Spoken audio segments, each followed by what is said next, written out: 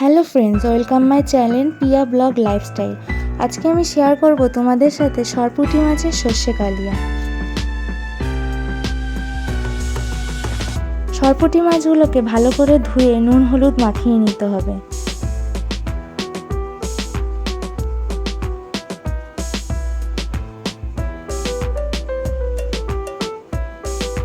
নুন হলুদগুলোকে ভালো করে মাখাতে হবে যাতে প্রত্যেকটা মাছের গায়ে লেগে যায়।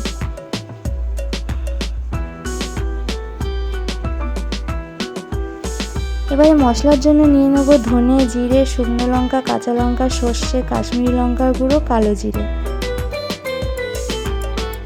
ধনে ও জিরেটাকে ভালো করে বেটে নিতে হবে।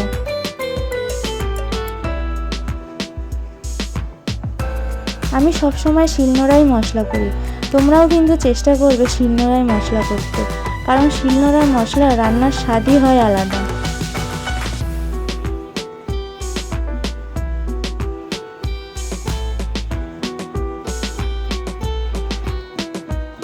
ধনে জিরে বাটা হয়ে গেলে ভিজিয়ে রাখা সর্ষে ও কাঁচা লঙ্কাটাকে ভালো করে বেটে নিতে হবে।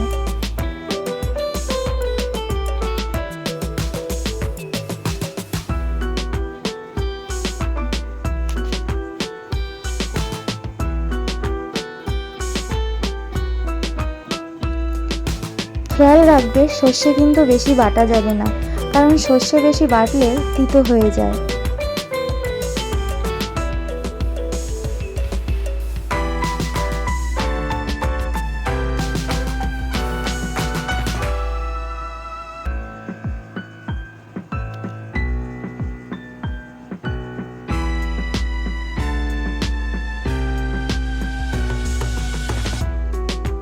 এবার কড়াইতে তেল দিয়ে ভালো করে তেলটাকে গরম করতে নিতে হবে।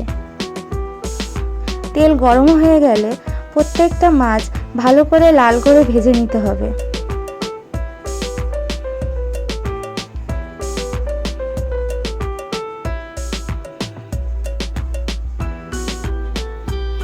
মাছ ভাজা হয়ে গেলে ওই তেলেই কালো জিরা ও শুকনো লঙ্কা ফোড়ন দিয়ে দিতে হবে।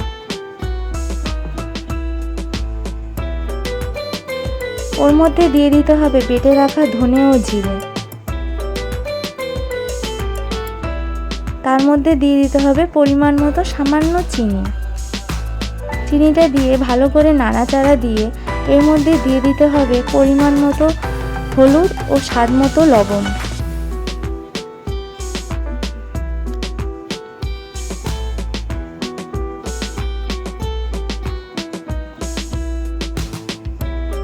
এর মধ্যে দিয়ে দেবো কাশ্মীরি লঙ্কার গুঁড়ো,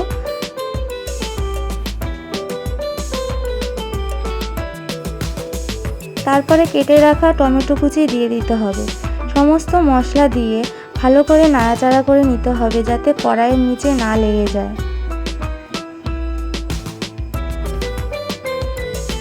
এবার দিয়ে দেবো পরিমাণ মতো জল।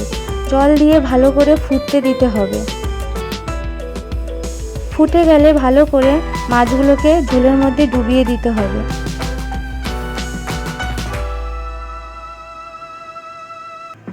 মাছগুলোকে ডুবিয়ে দেওয়ার পরে 5 মিনিট ঢেকে রাখতে হবে।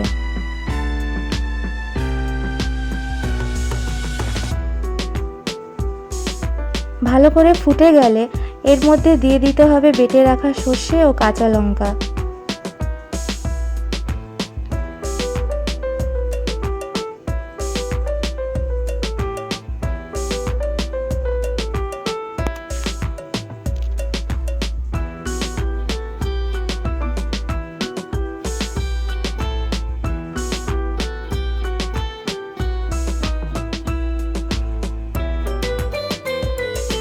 এই মাছের ঝোলটাকে ভালো করে ফুটিয়ে একদম গা মাখা করে নিতে হবে।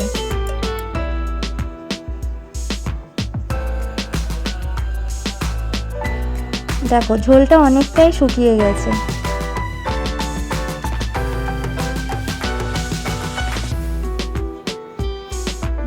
এবার তৈরি আমার সরপুঁটি মাছের সর্ষে কালিয়া।